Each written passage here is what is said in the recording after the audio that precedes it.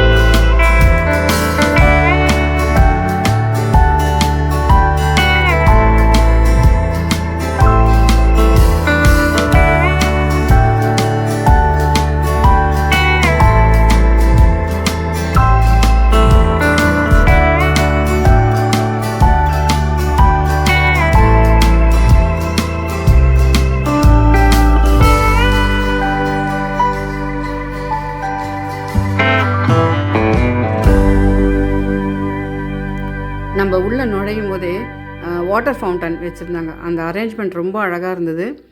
அப்புறம் உங்களுக்கு ஏதாவது அந்த பார்க்குற அந்த செடிகள் ஏதாவது உங்களுக்கு விலைக்கு வேணும்னா விலைக்கும் கொடுக்குறாங்க. அதுக்கு நீங்கள் ஆஃபீஸில் போய் முன்பதிவு செஞ்சிட்டிங்கன்னா அவங்க தராங்கன்னு நினைக்கிறேன். அங்கே போய் விசாரிச்சுக்கோங்க. அப்புறம் நிறைய அந்த ஆர்கானிக் வெஜிடபிள்ஸ் காய்கறிகள் எல்லாம் ஒரு ஷாப் ஒன்று அங்கேயே உள்ளே இருக்குங்க. போய் பார்த்தேன், எல்லாமே ஃப்ரெஷ்ஷாக இருக்குங்க. உங்களுக்கு விருப்பப்பட்டால் அதுவும் வாங்கிக்கலாம்.